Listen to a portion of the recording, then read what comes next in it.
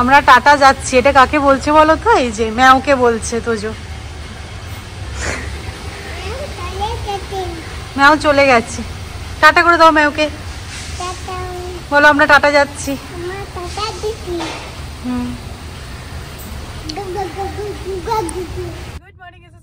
Welcome back to the channel SS uncut. তো সকালবেলা আমরা বেরিয়েছিলাম আমাদের একটা কাজ নিয়ে, তো সেটা হয়ে গেল। এখন বাড়ি ফিরছি, বেজে গেছে প্রায় 12:30। আর এখানে কি হয় বলো তো, সব জায়গায় তোজোকে তো নিয়েই বেরোতে হয়। কলকাতায় এই অপশনটা ছিল, মানে কোথাও যদি কাজে বেরোতাম মামুনির কাছে বা মায়ের কাছে রেখে চলে যেতাম, বাট ওর এখনো স্নান টান হয়নি, তখন তাড়াতাড়ি করে বাড়ি ফিরছি। এইসব বদমাইশিগুলো যখন আমরা ছোটবেলায় করতাম, মায়ের কাছে কত বকা খেয়েছি। তোজো সেন আমার কাছে বকা খাচ্ছে, জল মারাচ্ছে। দেখো কেন করছো এটা বলো? চলো বাড়ি চলো, বাড়ি চলো। সো বাড়ি ফিরে আমার জন্য একটু ব্ল্যাক কফি করে নিলাম। সৌরভকেও জিজ্ঞাসা করলাম, বাট ও বললো ও খাবে না। আমি না ইনিশিয়ালি খুব একটা কফি লাভার ছিলাম না, বাট লাস্ট 1 বছর ধরে আমি খুব কফি খাই। আর ব্ল্যাক কফি তো আমি খেতামই না। আমি ভাবতাম যে ব্ল্যাক কফি লোকে কিভাবে খায়, বাট জানো তো ওই কাজের মাঝে দুধ টুধ দিয়ে কফি বানানোটা একটু ডিফিকাল্ট হয়ে যায়। তো একদিন ট্রাই করলাম অল্প একটু মিষ্টি দিয়ে ব্ল্যাক কফি, দেখলাম যে খুব ভালো লাগছে। মানে কফির যে একটা ফ্লেভার আছে না ব্ল্যাক কফিতেই, কিন্তু সেটা ভালোভাবে বোঝা যায়। তোমরা যারা ব্ল্যাক কফি ট্রাই করোনি একবার ট্রাই করে দেখতে পারো, আমি শিওর কি তোমাদের খুব ভালো লাগবে। আর আমাদের এখানে যা ওয়েদার হয়েছে না, কি বলবো, পুরো বৃষ্টি মেঘলা ওয়েদার। তো কফিটা নিয়ে একটু ব্যালকনিতে আসলাম, তারপরে দেখো চলে এসেছি রান্না করতে। যদিও আজকে রান্না সেরকম কিছু মানে প্রেশার নেই। তো এখানে আমি এখন বানাচ্ছি পটল পোস্ত।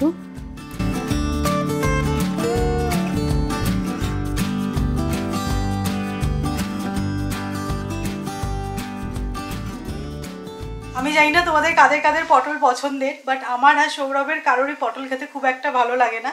তরকারি তো ভালো লাগেই না, এই আলু পটলের ডালনা ওটা খুব রেয়ারলি আমার বাড়িতে হয়। বাট হ্যাঁ, কতই বা ঘুরিয়ে ফিরিয়ে সবজি পাওয়া যাবে, ওই পটল মাঝে মধ্যে আনতেই হয়, তখন ওই পটল পোস্ত বানাই, এটা ভালো লাগে বেশ। রেডি হয়ে গেছে।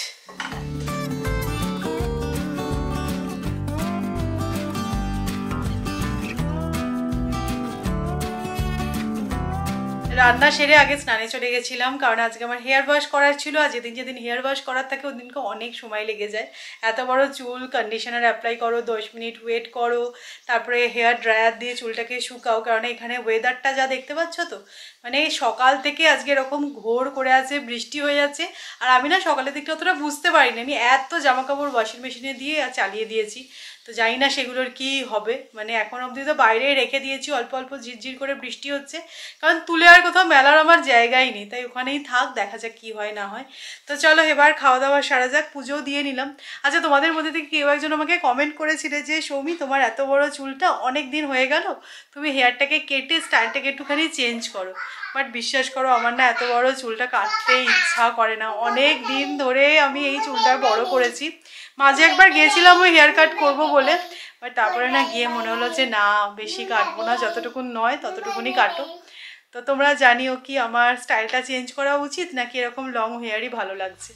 তো এখানে দেখতেই পাচ্ছ বাবা ছেলে রিবন নিয়ে বসে গেছে। তো তোমাদেরকে বলে দিই, কালকে হচ্ছে আমার বার্থডে, যদিও বার্থডের অনেক পরে তোমরা এই ব্লগটা দেখতে পাবে। তো কালকে যেহেতু আমার জন্মদিন, তাই জন্য সৌরভ কিছু তো প্ল্যান করেছে। আর এবছর তো মানে তোজো খুব ভালোভাবেই দেখছি বাবাকে হেল্প করে দিচ্ছে। তো সৌরভ না খুব সুন্দর একটা ডেকোরেশন আইডিয়া মানে পিন্টারেস্ট থেকে বার করে করছে, যেটা কিনা আমার ভীষণ পছন্দ হয়েছে।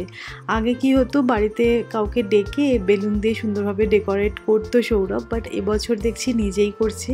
আর ছেলেকে সাথে পেয়েছে যেহেতু, মনে হয় কাজেও এনার্জি পাচ্ছে। তো তোমাদেরকে দেখাচ্ছি, দেখো এরকমভাবে রিবনটা এরকম বো করে নিয়েছে, আর স্টেপলার দিয়ে না এটাকে ফিক্স করেছে। আর এই জিনিসগুলো মানে দুটো কালারের রিবনকে এরকম বো বানিয়ে এরকম ওয়ালে দেখো স্টিক করছে 2-way সেলোটেপ দিয়ে। জিনিসটা দেখতে এত সুন্দর লাগছে, পুরো কমপ্লিট হলে তোমরা দেখতে পাবে।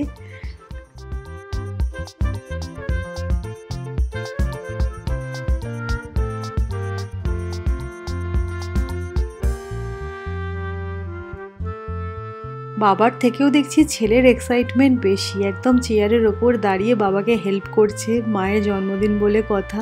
তবে কেন এতটা এক্সাইটেড কিছুক্ষণ পরে তোমরা আরও ভালোভাবে সেটা বুঝতে পারবে।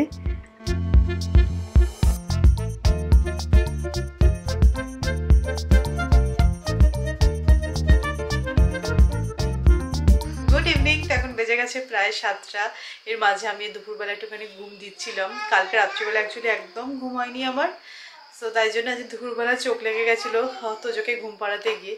তো তোজো কিছুক্ষণ আগে উঠলো, আমিও উঠলাম, আর উঠে দেখলাম যে সৌরভ বার্থডে প্রিপারেশন একটু স্টার্ট করেছে। কালকে আমার জন্মদিন, তো হোপফুলি আজকে রাত্রিবেলায় মনে হচ্ছে কেক কাটিং হবে। তো প্রত্যেক বছর কিছু না কিছু স্পেশাল আমিও সৌরভের জন্য করি, সৌরভও আমার জন্য করে থাকে। আর এই বছরের জন্মদিনটা তো আরও একটু কিছু স্পেশাল হচ্ছে, কিছু একটা তো হচ্ছে আমি বুঝতে পারছি, বাট সেটা কি এখনো অবধি পুরোপুরি আমি গেস করতে পারিনি। তো যাই হোক, জানি না সেটা কালকে কি হবে না হবে, বাট আজকে দেখছি সুন্দর করে ডেকোরেশন করছে। আমি জিজ্ঞাসা করলাম যে এই ডেকোরেশনটা কোথা থেকে মানে আইডিয়াটা পেলো, বলে আমি পিন্টারেস্ট থেকে এই আইডিয়াটা পেয়েছি। তো বউ দিয়ে সুন্দর করে ডেকোরেশনটা করেছে, আমার এত ভালো লাগছে। তো যাই হোক, চলো আমি এখন চা বানাবো। তো আমি বলে দিয়েছি আজকে রাত্রের থেকে আমি কিন্তু আর কোনো কাজ করব না কালকে সারাদিন, কারণ কালকে আমার জন্মদিন বলে কথা। আজ থেকেই করার কথা নয়, কিন্তু ঠিক আছে, আজকে অ্যাকচুয়ালি সৌরভের অফিস আছে, কিছু করার নেই। তো চলো আগে চাটা বানিয়ে নিই, তারপরে গল্প করছি আবার।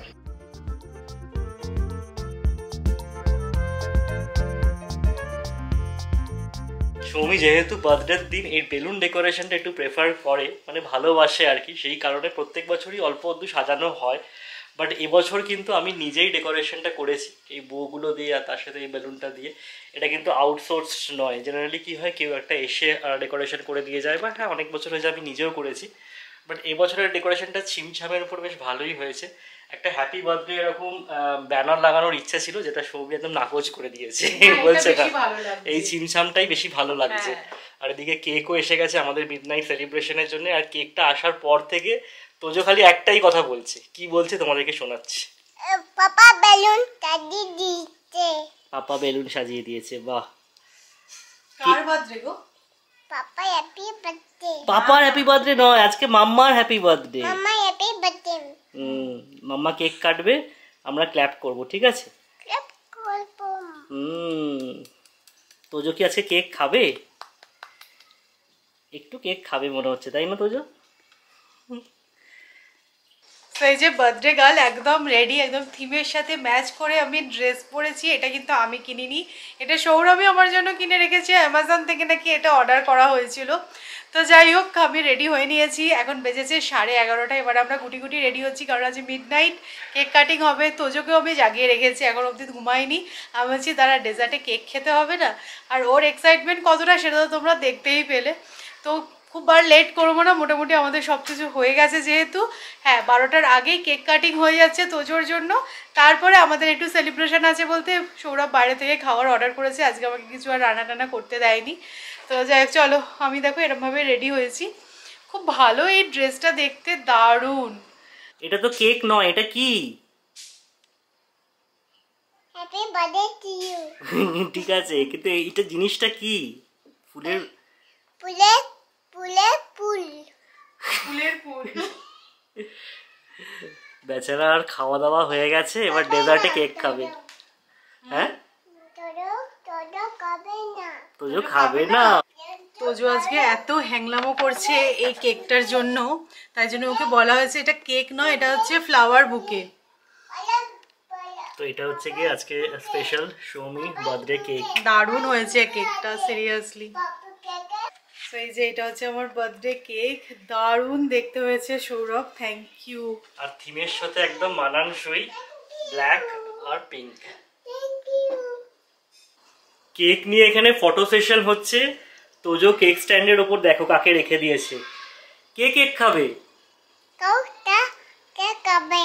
কাউটা কেক খাবে। এতক্ষণ অবধি ঠিক আছে, তোজো খাবে ঠিক আছে, এবার সব ওর বন্ধু বান্ধব আনছে, কাউ, তারপর ম্যাও মিলিকেও আনবে, বলবো ওকেও কেক খাওয়াও।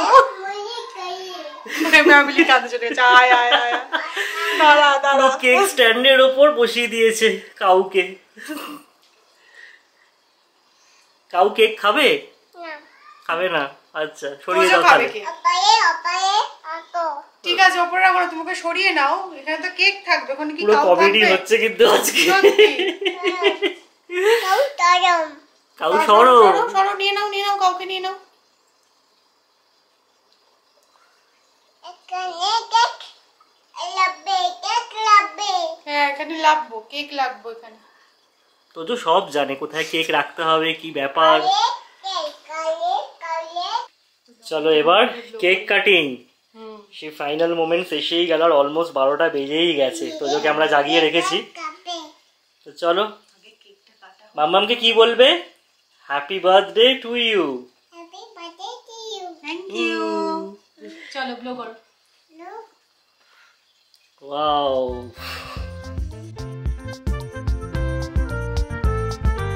Happy birthday to you, happy birthday to you.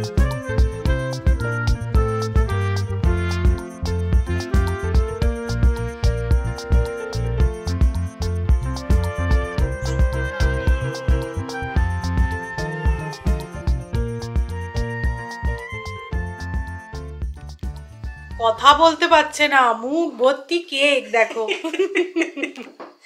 কেকটা ভালো? ভালো কেকটা? Ah. হ্যাঁ এগুলোই সত্যি কথা আনন্দ। চলো এবার মুখ মুছে আমরা এবার গুনু, গুনু। Midnight celebration over. আজকে খুব মজা পেয়েছে।